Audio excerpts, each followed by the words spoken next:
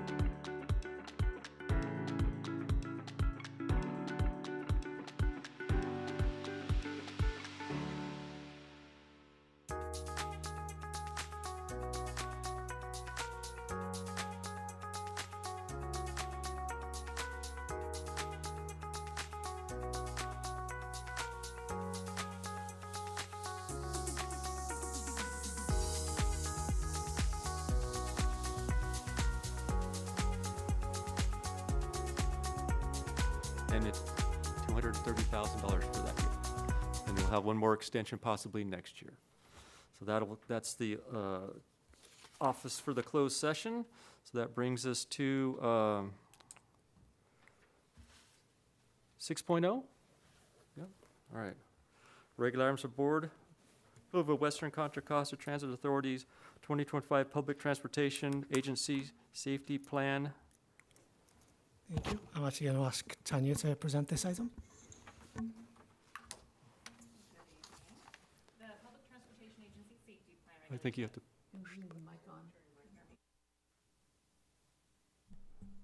Does it turn on? Oh, now I can hear myself.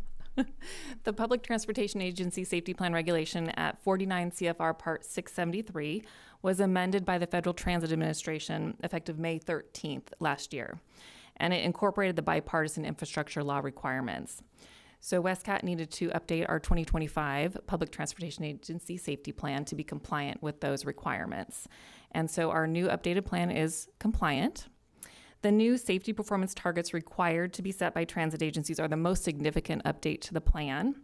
There were 7 new safety performance targets and a new safety risk reduction program that incorporated 8 new safety risk reduction safety performance targets. The safety committee is required to set the safety performance targets based on the last 3 years of safety data. And then we also have to approve those safety performance targets. The targets represent our safety performance goals for next year. The regulation requires the safety plan to be approved by our safety committee and then be approved by the board of directors. Our safety committee approved the plan on February 24th. And so we are recommending approval of our 2025 agency safety plan that is in compliance with the May 13th, 2024 Public Transportation Agency Safety Plan final rule. And if you have any questions, I'm happy to answer those for you. do you have any, Cameron, did you want to ask your one question about the signage or? Sure. Well, I had a question on page 36, 37 of not the packet, but of the report for this agenda item. And when we talk about safety promotion, there's a lot about competencies, trainings, and communication on the driver's side. I was wondering what could we do better on the passenger side? So informing folks of their limitations in terms of how to communicate with drivers. It's a tough job for drivers to be there and be public facing every single day. Things like language access, things like just folks who are being incredibly rude to drivers and unreasonable.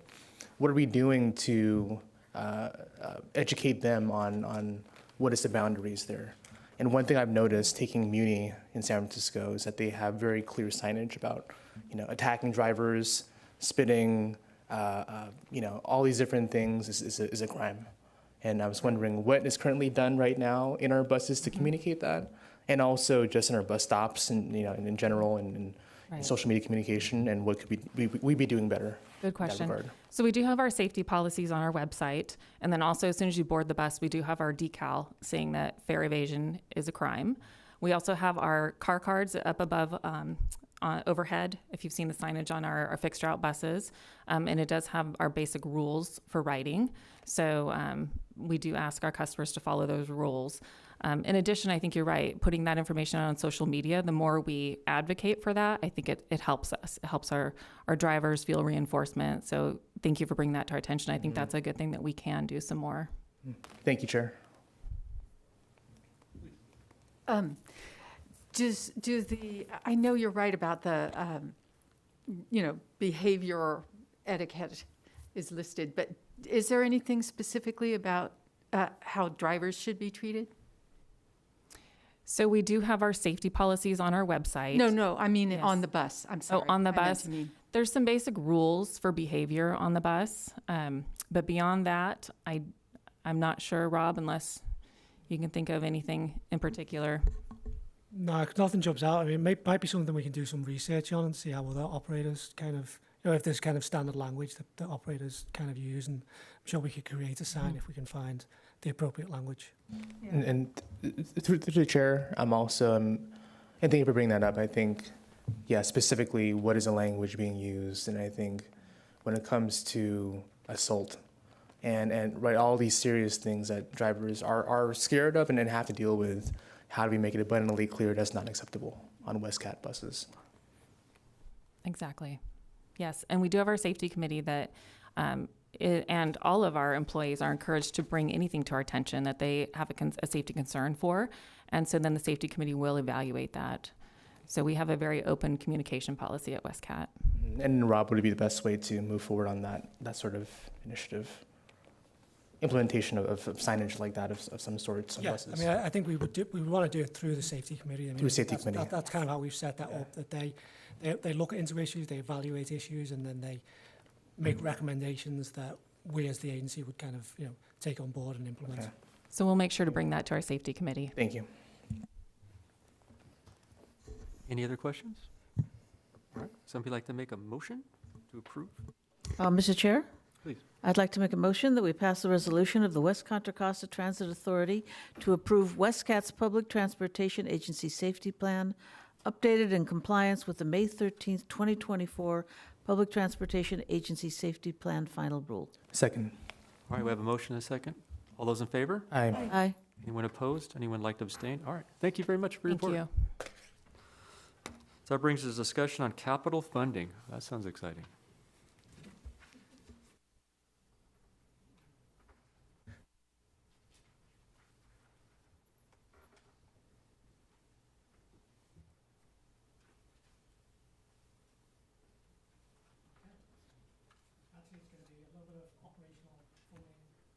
Sorry, a little bit of operational funding first, and then we'll get into capital funding.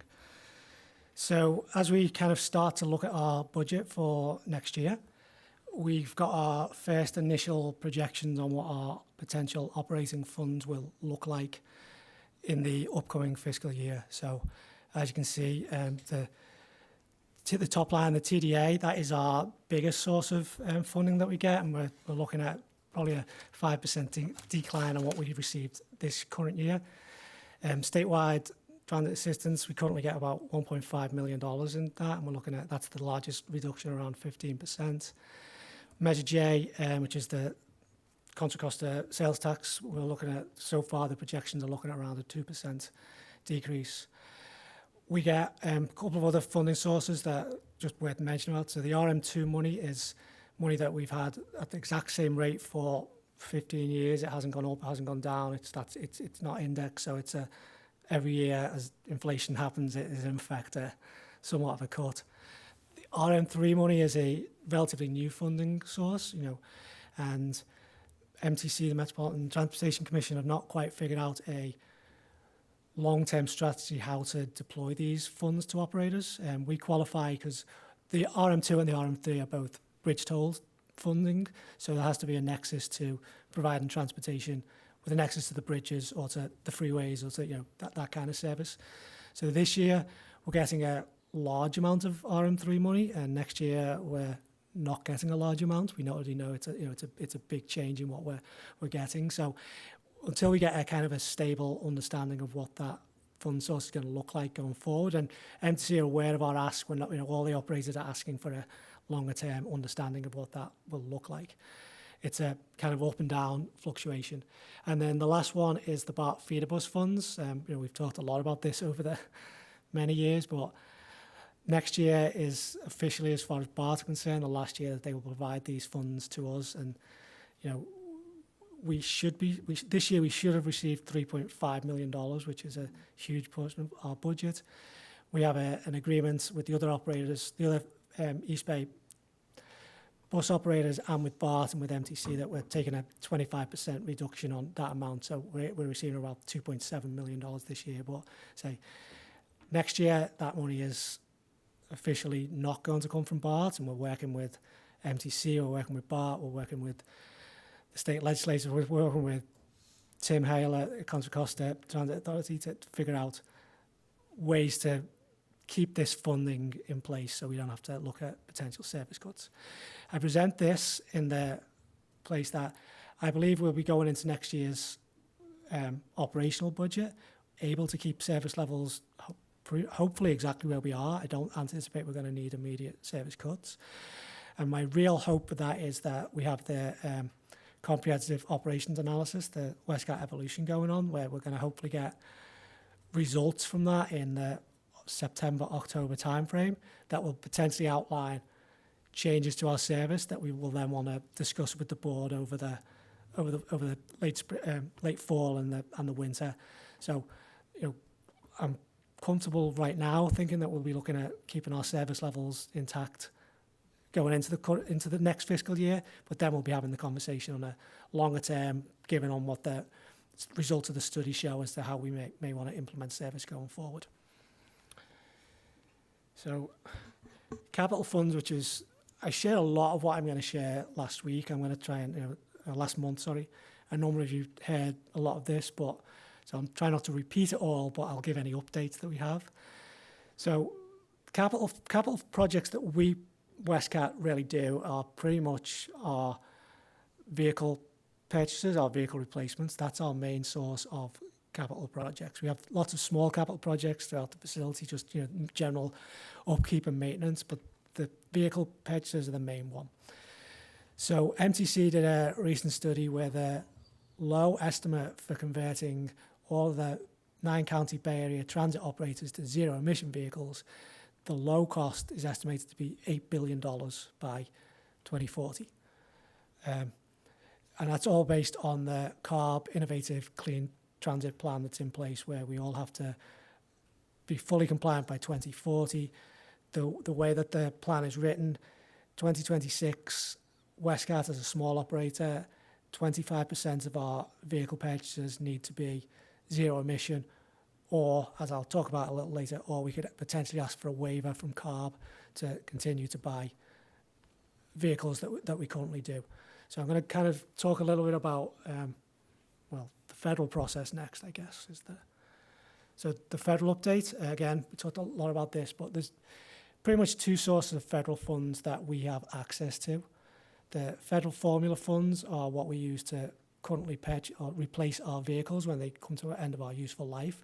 We don't receive any operating funds from the federal government. It's all just capital funds that flows through the regional process, the MTC process, and we are part of the San Francisco, Oakland urbanized area, so we are effectively competing for the limited federal funds with BART, AC Transit, Muni, WETA, Union City. I think they're the main ones that have access to those funds. So as a small agency, our only real use of these funds is when we need to replace vehicles. And, in the past, we've never had an issue with that, but as federal funds become potentially more scarce, there might be a bigger food fight to be had at the MTC level, but that's a wait to be seen. The other part of the funding we get are the discretionary funds, and I'll go into a little bit more detail about the Lono grant that we were awarded last year for our conversion to hydrogen. So before I get into the details of that, where the federal government are right now, as far as our latest understanding in terms of processing grants and applications for federal funding, the federal formula funds are seemingly flowing as they should do. Those monies have been previously obligated by the federal government, so they are sitting in the to be distributed portion of the federal bank, if you like. So that we don't believe that there's any danger of those funds being taken away at this point. We are more concerned about the discretionary funds, so the Lono grant that we have, just based on the language that's come out in the early weeks of the administration, of potentially targeting projects that have a environmental nexus, that have these kind of things. So right now, at the local, federal, regional level, we are being advised to write our grant and get it processed and into the system, which is our standard way of doing things. Normally when we write a grant, it goes to the local Region 9 office. We have a back and forth, make sure the language is all correct. They approve it, forward it to the Washington. Washington send it to the Department of Labor for certification, and then it comes back through the process and it's approved. The discretionary grants right now are going through the local process, the Region 9 process, being forwarded to Washington, and then being forwarded to the Transportation Secretary for his discretionary overview of what projects will be awarded. we're so early in the process, no grants have actually reached that level to know how they're going to be treated. So it's a lot of kind of wait and see. And so we've started the process of writing the grant. The other important part of this is, normally when we write a grant, we send it to our local Region 9 office, and their staff normally process their approval in, a month, maybe 2 months. The local Region 9 office, through their recent layoffs that went to probationary workers, lost 25% of their staff. And we had a meeting with Ray Tellis, who is the executive over that region. He also anticipates that when offered potential early retirement, he believes either 3 or 4 of his staff will take advantage of that, which will pretty much leave him it's around 38% of his staff will be no longer with the agency. So again, the number of operators submitting grants hasn't changed, the number of grants that they have to process hasn't changed, but the ability to do so has significantly changed. So again, we don't know how long it's going to take to get a grant in the system, through that system, before it even gets to the next level. So we're starting that process, and it's kind of a wait and see. So I say that because right now, we have our hydrogen fuel cell bus and fueling station project. We have the 20.6 million of Lono money that, right now we're not 100% sure what's going to happen with that. We do have some secured RM3 money. And, we were at the stage where I was hoping to be coming either this month or next month with a initial contract with our project management team, looking at potential starting some of the conversion of the maintenance facility to all of that work. And my feeling right now is to at least hold off on that and not rush into that until we get a little bit more clearer picture of where we are with the federal money, because the local money that we've got will only do part of this project, and it's not going to enable us to purchase any vehicles. We would be left with doing the work. So right now my strategy is more of a wait and hold. I'm certainly not wanting to back away or move away from this project. I think it's still the way we're going to end up going forward, just maybe not quite on the initial timeline that we kind of hope to do. So, initially we were looking to have the facility done in the next year or so, have the fueling station infrastructure installed in 26, 27, and have vehicles on site 27, 28. So that's kind of just the initial timeline of what we were looking at. And right now, that could all still play out if the grant got approved and we got the money. But again, I'm not looking for any actual direction tonight. This is more just here's where we are, and here's where we may need to come back to the board for direction or decisions on ways forward going forward. So I think the other parts of this project, I outlined the costs. The workforce development training, it's a hugely vital part of this project of getting our mechanics, our drivers, all of our employees trained on a complete new technology. The safety aspects of going to hydrogen is vastly different than working with diesel combustion engines. So there's a lot of work to be done in that. And, even saying that $1 million is a lot of money to have to spend on that. And that's part of our Lono grant, is we have to spend that amount of money on that development. So we're working with lots of other operators on potentials for this. We're working with not on a local level, more on a lot of this work started in Southern California with local community colleges on how we could partner with local community colleges on mechanics training, on how we could set up programs going forward. It's all very, very early level, but we're at least starting to think that process through of how we could potentially do that. We had a couple of meetings with, it was one of the colleges in East County, and they have concerns about, well, if they were going to look into this, they don't have the infrastructure to train mechanics. How would they partner with agencies to have an engine to actually work on? How would we go through all of that process?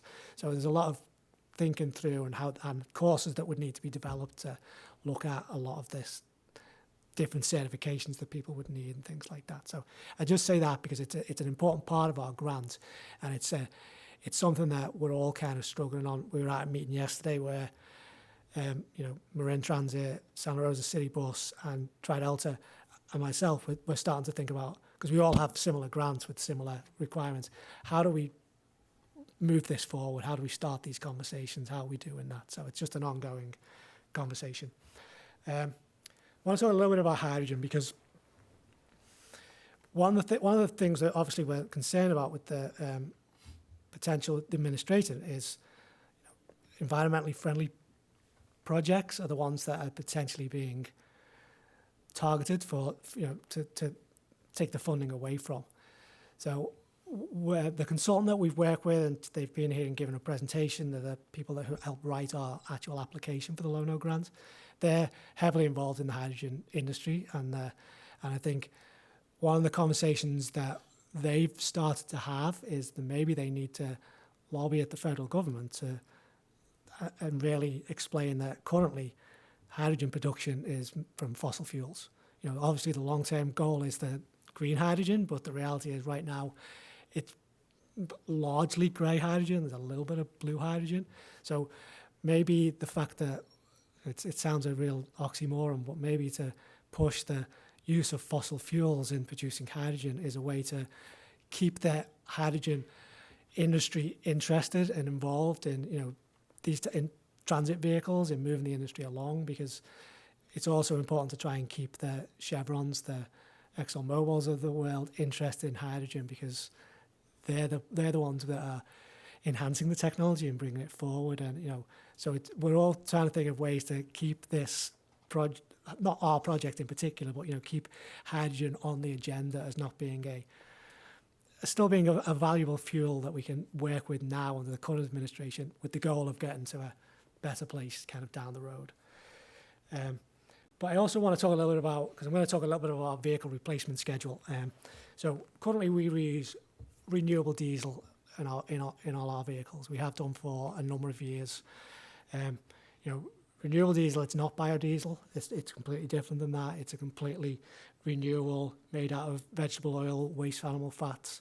I believe our current one is from excess fish stock is the current manufacturer that we use. That's how it's produced. So, just a little bit of information about how it's done, and the company that we purchase from, which is Neste, they compare emissions to be 40 to 90% reduction of regular diesel. And then this is an old slide, but I think it's something that still kind of tells a picture. I know it's a little difficult to see, but on the very left-hand side is biodiesel, and basically the the gallons of carbon dioxide equivalent per megajoule of well-to-wheel of the production of each of these individual types of fuel. So the green bars are renewable diesel, and then obviously as you get further on it kind of increases. The next in line is the regular diesel. And I think the real interesting one, the current electricity grid are the ones in the white grey. So you can see that renewable diesel is technically, carbon dioxide emissions standpoint, much cleaner than the current electrical grid. Also, hydrogen's on there, which is not quite as comparable to renewable diesel, but it's probably one of the closest ones out there in terms of potential fuel sources going forward. So I just think that's an interesting slide just to share, just to show that what we are currently using is it's not your regular diesel. It really is a clean, efficient, environmental in terms of carbon dioxide production fuel that we use. So I think last time the board asked me to kind of try to outline some of the vehicle replacements and the schedules that we have. So currently we have the 3 diesel MCI over-the-road coaches that the board approved last year. They are due to arrive on site hopefully in April, May of this year. So we'd have those on the road. We have 10 cutaway, which are actually gasoline vehicles that the board approved, feels like 18 months ago, 2 years ago. It's been a long, slow production line for these vehicles, but they are due hopefully any time. I've listed April, but we're kind of anticipating them hopefully sooner than that. And then upcoming vehicles, and this is where it gets into kind of potential how we may want to strategize our vehicle replacements over the next few years. We do have a couple of more larger, the MCI over-the-road coaches that are due to be replaced. So right now, there's no hydrogen option for those. There are potential electric options, and there's also potential hybrid options that are out there. The Gilligs that I've listed at 17, they're closer to 17, mainly because they're actually spread over 26, 27, 28. Because we wouldn't typically purchase 17 vehicles in one go, but just in terms of kind of outlining of when we would potentially be looking, they're all in that 3.5 year time frame of when we would be looking to replace that set of vehicles, which is a significant number of vehicles to be replacing in, a short time frame. And then slightly further out, sort of, additional over-the-road coaches, and then additional Gillig 35 and 40 foot vehicles that are in their early 2031 to 33 time frame. So right now, in terms of vehicle replacement options, there is the renewable diesel, the regular vehicles that we currently operate. If the board were to choose to purchase additional vehicles of that, we would have to go through a process of getting an exemption from CARB to do that. CARB have granted these amendments. It's not an unusual step. More and more transit agencies are starting to do this. Muni actually got an exemption for, I believe, 100 vehicles recently, which was probably the largest exemption that CARB have actually allowed to happen. And there's various reasons you can do it. The biggest one is the availability of options, which we have large coaches where there's no real option other than we certainly couldn't buy a hydrogen vehicle. And there's also an option of stating the funding concerns of the cost of these vehicles. The cost of these vehicles are the difference is a 35-foot vehicle that we've just purchased, the diesel vehicle, was $750,000. The equivalent of a hydrogen vehicle was going to be, well, last time they looked before potential tariffs came in and potential other increases, was $1.75 million. So it's more than double the cost. Hybrids are going for around $1.3 million for that size vehicle. So I'm just kind of laying out that there are options out there. We have the renewable diesel we use. There are hybrids that are functional. They are the hybrids that lots of operators are now using. There's the potential to move to that. Or there's obviously sticking with the hydrogen plan. And right now, Gillig are still working on their prototype for their hydrogen vehicle. We are working closely with them. I actually met with them just before the last board meeting.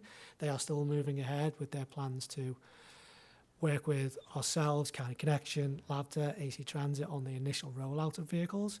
It's more just a time frame issue in terms of that. So I just wanted to kind of present this as here's where we are, here's some of the funding concerns, funding challenges we may have, and I'll happily take any direction, but I'm not looking for any specific ways to move forward. I think we would come back with a formal discussion, formal request of here's what staff would like to move forward with, and allow the board to kind of make that ultimate decision. But happy to answer any questions. Thank you very much. So first of all, we're going to be getting 3 diesel coaches and 10 diesel cutaways this year, right?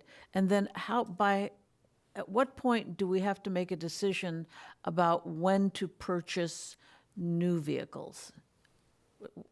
So I think let me go back to that slide. So we do have a couple of more over-the-road coaches that are due in 25, 26. Yeah. When we get these 3 new diesel vehicles, we're not at such a stretch to need to do that immediately. Okay. We can always push out vehicle replacements. That's we talked a little bit about that at the last meeting. Vehicles have a useful life. We try and with our mechanics and how they work, we try and extend that useful life. And understand. So vehicles often end up being 14 years, not 12 years. So there's always an option to push things out. Again, because of our current service levels, across our fleet, we have a couple of additional vehicles that we're not, that are spare vehicles in a sense. So there's not a dramatic need to replace these 2 MCIs exactly as the capital kind of plan lays out. But I think the bigger one is the Gillig vehicles. I think we're going to have to make, at some point, we're going to have to make a commitment to Gillig of whether we be looking at hybrid vehicles, we'll be looking at diesel, we'll be looking at hydrogen, because they've got a plan for their, their build out, their infrastructure, how they're going to kind of do that. So we're currently working with County Connection are putting together a vehicle procurement package, which is a standard thing that goes on every few years and allows multiple operators to kind of do that. So that's going on now. So we've submitted this list of vehicles, but we haven't committed to. We've said we need to replace these vehicles in this time frame, and none of us are committing to how. We're all just saying we need to replace the vehicles. Since we're not saying. So we're asking Gillig to come back with specs, costs, contract costs for different types of vehicles that then we could go through the process. So long way of answering your question, we're probably 18 months away of needing to be definitive. We're probably a little bit closer in terms of making the decision to start the hydrogen maintenance work. I would think 6 months to 12 months. I think we really need to know if we're moving forward immediately or if we're delaying that. I think that's going to be a lot determined on how we get the grant through the process. Okay, so there's a little bit of time there. Yeah. My second question is the Lono grant. Do we have to spend that within a certain period of time? And if so, what is the No, drop? the Lono, well, I'm sure there is it's probably 4 years from obligation is normal.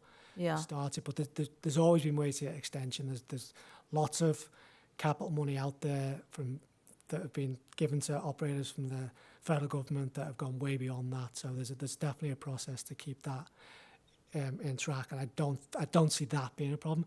The RM3 money that we've got, I am already probably going to have to look for an extension because we have to start spending that money within 6 months, and that was obligated to us in December at the meeting. Okay. So I think I've already had conversations with MTC that are aware that we're not alone. I think that, again, it's not unusual for projects to have initial delays, to not start immediately when they thought they would be expending money. But I don't think either of them are under threat of money going away. It would be more just asking for extensions. Okay, just wanted to know if there was a certain drop dead date. Another question concerns hydrogen itself. I know from going to meetings at SF Bay Ferry that, they had a demonstration, a pilot project for a ferry, and one of their concerns was that the cost of hydrogen was going up quite a bit. Are you seeing that now? Are we tracking that, just kind of keeping an eye on it? I track it in a sense that the consultant that we work through, I meet with at least monthly, they're definitely tracking it, and that's something they monitor because they have other projects where they're trying to go under contract for hydrogen, fuel itself. So I'm aware of it. I don't, we're not tracking it per se, but Okay. I know currently it's, the equivalent of $30 diesel. $30 a gallon is kind of the equivalent of what it would cost for hydrogen, comparable to diesel. Okay. And I guess you mentioned Chevron. Assuming we can at some point purchase hydrogen vehicles, we would use them for the fueling. Is that right? Well, I think that would be determined. We would look for the best available contract that we could get at that time. So that would be something that our consultant would help us work on, and we would look for a long-term contract for hydrogen. That's how it normally has worked for other agencies in the past. Okay, and I mean they're close to us. They're in There's Richmond. and there's plenty of options out there. Again, it Okay. depends on the type of hydrogen you get and where they have available sources. But there's places in Sacramento that currently do it. There's places in the Central Valley that currently do it. But there's also the Chevron. There's also the Phillips plant in Rodeo that are working on their. Oh, they're project. working So, on that as yeah, well. Yeah. In addition to their biodiesel. Okay. And last question: can we get a copy of these slides? Yep. Thank you. Any other questions? Oh, please. So when you have to replace vehicles, I understand you've got options on type in terms of fuel type, but what about like size? Do you have to replace an apple with an apple, or could you replace an apple with an orange in terms of, I don't even know if it's possible. What happens is that when we go through the process with the region, with Metropolitan Transportation Commission, they have basically a price list of.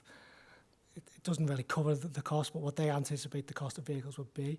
So if we were replacing a 35-foot vehicle with a we discussed last time, with a 29-foot vehicle, we would only be able to apply for the amount of funding for the 29-foot vehicle. So we could replace a vehicle with a larger vehicle or with a smaller vehicle. It doesn't make any difference. Okay, and you're looking Yeah, at size? yes. Okay, good, thanks.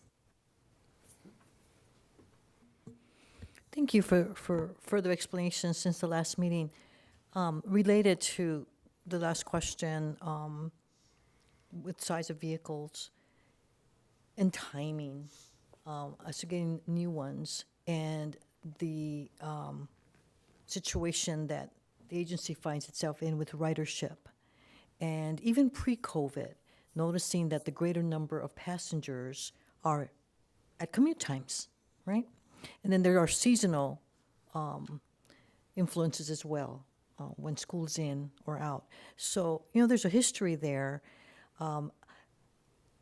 Given that history and the data that you continue to gather with regard to number of passengers, who is doing the fiscal financial analysis to complement the operational analysis that the consultant is doing with the evolution project The consultant's actually doing a fiscal analysis as well. as well? Yeah, so Okay. what the meeting I had with today was pretty much all about some of these numbers I shared with you, our upcoming budget, our budget projections. So that's part of her process and part of her work. Okay, that's great. I know we're going to be having an opportunity to talk about, I'll give little reports, but I want to say now, and I will repeat, that it was a wonderful experience to be in an hour with members of the public who came to the open house to comment on their experiences. And having seen how the consultant placed a number of different questions that were either one situation or another, what would be the preference for writers. My thoughts were, it's just like life. Sometimes you have one, but not the other, given the economy of things. And so in that hour, I had the benefit of also hearing from a person who asked this, this is all good, that we're doing, asking the questions about the preferences of writers, operations-wise. Where is that other piece of it? And you and I have had the conversation about, even as a public service, there's also the business side of things, the financial side of things, which we can't ignore, because we are, otherwise we succumb to, I don't want to say the whims, but it feels like the whims of administrative changes that affect us. So the timing again, you mentioned 18 months before any new buses, if I heard correctly, would be purchased at all. So the consultant's work for both pieces, the operational and the financial, when is that going to come to fruition? And really the question is, that then is going to inform some of the purchasing? Yes. Okay, wonderful. So, we're looking at the final report from the consultant should be, I think it's October is the plan for the final report. So there'll be, I think she's going to be here next month to present a lot of this outreach work that she's been doing, the results of the survey, things like that. So that's going to be next month. And then after that, we then get into the, here's what we heard. How does that look on a map, and how do we fund that? They're kind of the next steps. And because we're a component of service in the region, do you have the discussions about the financial aspects of operating with your counterparts? And yes, Every day. Every day. Okay. Can we hear that again? Because members of the public wonder about that as well. We actually meet weekly as a bunch of small operators within the region. So I think there's 21, which are classified as the small operators. We meet every week. We met twice this week. We actually met for a meeting at the Napa Vines kind of new facility. We had a lunch meeting there yesterday. So, and these are the kind of things that we're all talking about. All of the everything that we've outlined, all of the financial concerns, all of the operational concerns. The driver shortage. We're constantly in discussion, and I think you're probably fed up of me saying, but we work so closely with County Connection, Tri-Delta, and Lavda. We text or talk every single day about something, and then related, we met with Tim Hale and our Contra Costa commissioners who serve on MTC. We have a monthly meeting with them where we're talking about the same issues. That was this morning at 8 o'clock. So we're constantly having these conversations with other operators within the region, with the county, with county. We're all kind of really trying to work together on solutions for this. Okay, and because it was a short amount of time that we got to see how the consultant worked and the questions that were asked, and because it was specifically for the operations piece, it's easy enough to think that all those financial matters aren't considered. And so I wanted to make sure that we discuss that that's always a consideration. Because as much as we love the service and we believe that it ought to exist, we also know the challenge that is faced, and it has been ongoing. It's just been ongoing. Perhaps degree of severity might have increased since the new year, but it's always been there, and it's true of every public agency. So I think often what might be tempting for someone who is on a daily basis also working with financial matters and not in the public sector, is to consider that our hearts bleed for the service aspect of that an agency provides, and not regard as well as we need to the finance piece. But what I'm hearing you say is that it's not only you, but your colleagues who are addressing this daily, because that's the reality that you operate in. And even though you're not asking for the public's input necessarily on that, you're also keeping in mind that the public's very astute as well in thinking that it is a necessity to not disregard the finance component of operations. I think the only other thing I'd add to that is, on top of all of that, we also are trying to meet with our legislators. I think I mentioned at the last board meeting, we just got back from the 4 operators meeting with all of our selected representatives in Sacramento, earlier that week or the week before.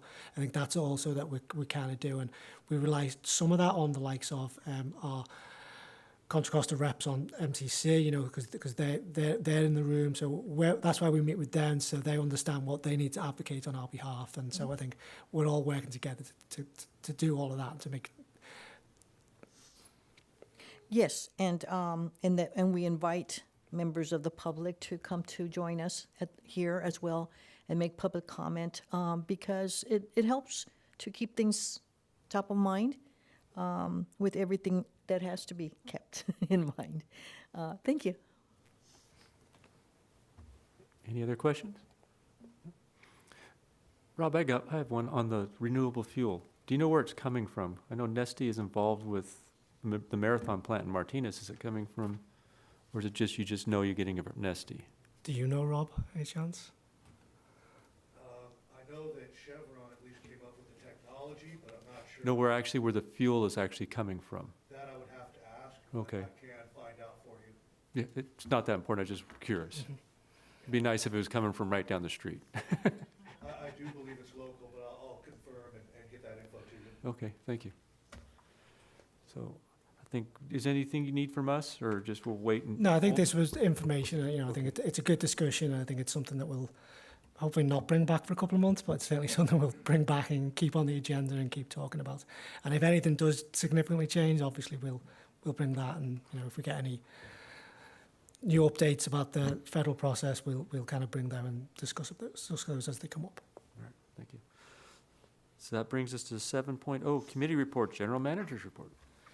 So I think the only thing I really want to talk about is the community workshops that we had last week. So last Wednesday in the City of Pinole at the library, and then Saturday at the Ohlone Centre in Hercules. Both were really well attended. There was around 30 people at both events, a couple slightly more at the Pinole event, but even so. A mix of riders, non-riders, seniors, commuters, everyday riders, people who'd never ridden the system before. So, we did send out postcards to every resident within our service area. So a lot of people came with their postcard in hand, kind of looking for information. And again, a mix of people who didn't really know why they were coming. They didn't really know what it was and what they were looking to do. So it was just an opportunity for us as staff to talk to these people. We got a lot of feedback. Our consultant did a lot of the work in terms of showing people around the exhibits and talking those through. I had a lot of my staff there, showed up. A couple of people showed up, and so it was also good for us just to have the customer service conversations, the conversations, the complaints, the compliments that they had, and they were able to directly have a one-on-one conversation with any of us about any issues. And it was kind of like every time I looked up, someone else was calling me over to talk about a particular issue or a particular compliment, or but we got a lot of really positive feedback from our riders, and then obviously a few issues that they would like us to look at, which was all really productive. So I think it was a really healthy discussion, and I was really pleased with the amount of people that showed up. And it's one of them, you never know who's going to show up. And the Pinot one especially, the doors open. Well, it was meant to start at 6 o'clock. There were people there at 5:30, 5:45, but that initial rush of 15, 20 people just coming in, and us staff trying to kind of work out who to talk to, what questions we need to answer. So it was just a really positive experience. I think the only other announcements I've got is I was going to introduce Bob Saunders, who is the new on-site MV General Manager. He only started last Monday, so he's pretty new, but he does have a lot of transit experience. He's been with MV various locations in his past. He most recently worked with First Transit, and MV have brought him back on board. So very positive experience so far. So hopefully you get a chance to say hello at the end of the meeting. But we're kind of moving forward with our operations and working with Bob to kind of keep things going. So that's all I have to say. Any questions on General Manager's report? All right, WICTAC report. Had a couple items come up at WICTAC. One was the adoption of the Richmond Parkway Transportation Plan, so they'll get that all in place so that they can actually ask for funding now to do all the things they'd like to do. And then there was a presentation on the county-wide transportation plan and about how CCTA is moving forward with that. Chris, did you want to add anything? No, I think that's basically it. Okay. Yeah. All right. So that brings us to correspondence. Do we have anybody writing us? Nobody likes us, do they? Is there any board communications or items of future for board meetings? Nobody feels like communicating? I was going to say thank you. The email that I did get from someone who attended the event in Pinot, the open house in Pinot. I have yet to reply, but know that I did receive it, member of the public. And we welcome. I think any of our board members welcome as well communication. If you get a chance to go to another event out in the community, that really need to see another group of people who were there, and it's really always very impressive to me because I think it takes a great deal of initiative and effort. Other people who use paratransit, the folks in wheelchairs, and we got to see some of those people as well, and their caretakers there to give their input. So I was really pleased to see that. And then the energy and all the positive, I can't say other than the positive attitude that the staff had to encourage and welcome people at the library. That really made it a nice event. Thank you. All right, then let's move to adjournment. See you everybody on Thursday, April 10th. Thank you.